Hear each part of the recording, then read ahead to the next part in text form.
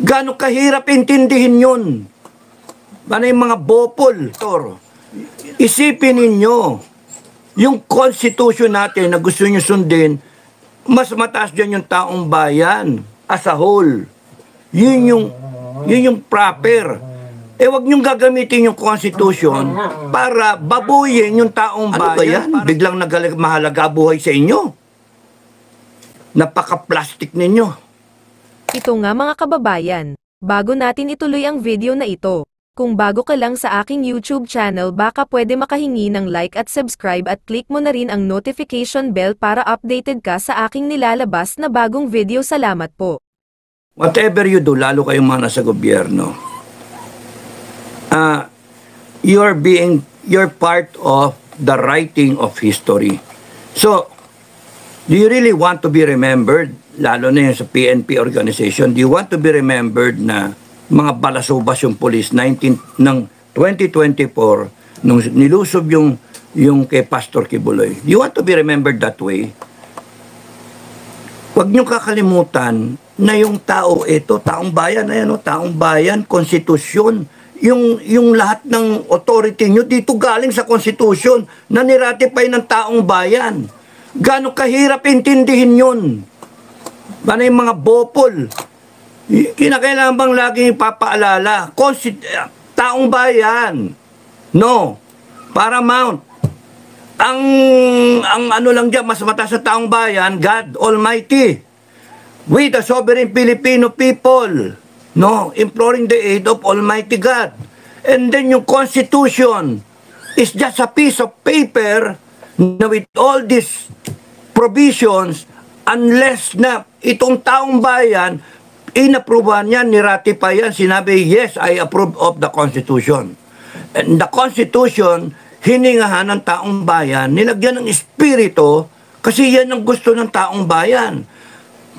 To attain a better Philippines, we, the sovereign Filipino people, in order to establish do ordain, promulgate this Constitution. And here you are, President down the line, PNP, lahat ng agencies to the lowest mammal in government, janitor. Isipin ninyo, yung constitution natin na gusto nyo sundin, mas mataas dyan yung taong bayan as a whole. Yun yung proper.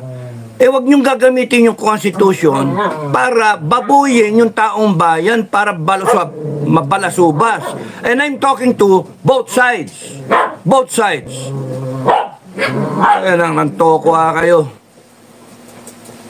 May nagbabadyang gera tayo, pag-usapan nyo lang kung paano ayusin yung political bickerings na yan. Because we're not really that prepared. Here you have a president, BBM, na nag-ayos ka ng alliances, no?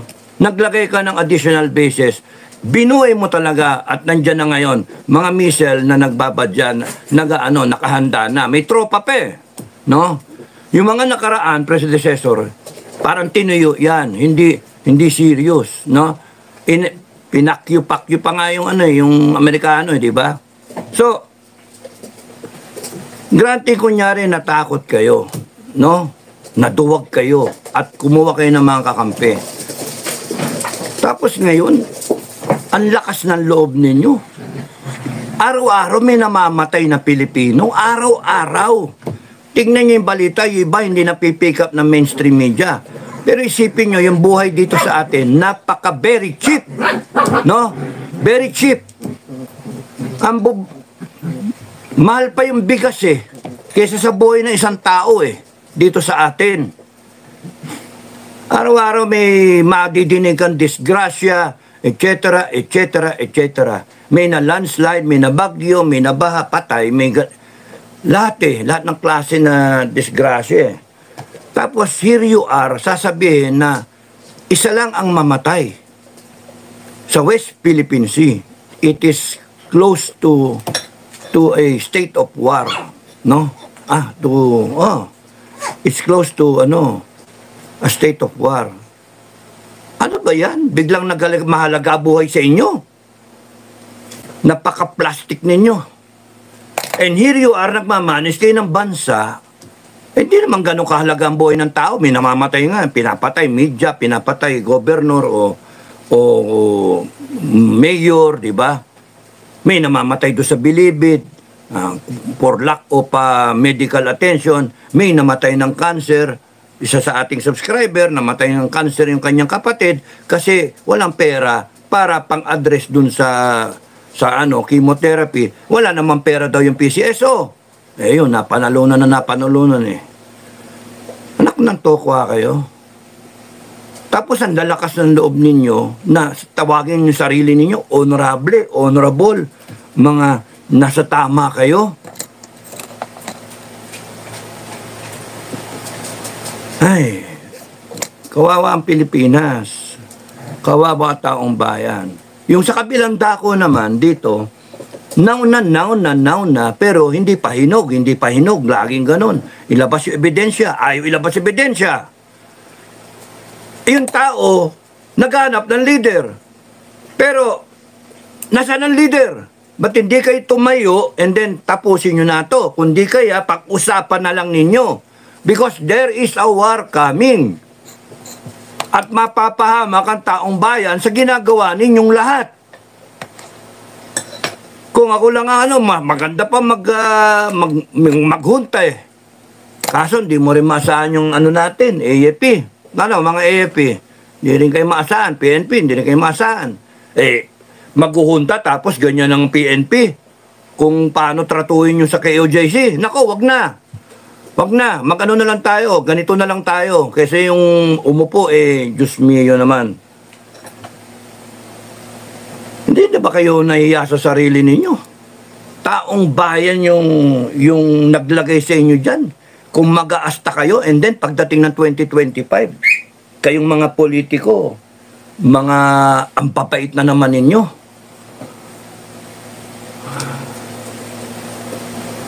Mainit na naman ulo ko. Sound conflicting Your government is oppressing the Filipino people in terms of rights, in terms of freedom of expression, in terms of yung justice ba, no? And here you are, sasabihin mo, people of the Philippines will not be oppressed, or will not allow na ma-oppress sila. O de sige, nakakaloko tayo When the president is saying na very yung anong tawag anong ginamit niya salita na very uncertain yung nangyayari. Ibig sabihin nun, he's trying to communicate na it can happen anytime. Pwede nga hindi pa nga sa atin manggaling sa West Philippine Sea. Pwedeng manggaling dun sa Japan versus China, North Korea versus South Korea, Taiwan versus China, tapos nun India sa border versus China, Vietnam versus China, Australia, all these navies in the world na nagjo-joint patrols, isa doon. US versus China, mga piloto, nagyabangan, nagkaupakan, and then everybody, maimbok na yung gera na, dami-damay. So Japan has a mutual defense treaty with America, US. Pagka yung yung Japan, na trigger, imbok yun sa US, tayo, pagka may gera sa US, invoke tayo. That's the problem. That's the predicament that we have right now. When we should have terminated the mutual defense treaty. Pero hindi. Our politicians, our officers, officials, defense officials, walang nakitang mali. Okay, fine. Sa totoo lang, one reaction after the other, Kaya ganun yung Defense Department natin, sinabing walang mali, gusto nila merong mutual defense. Tama? Kasi hindi natin kayang depensahan yung sarili natin given yung escalation na ginagawa ng China.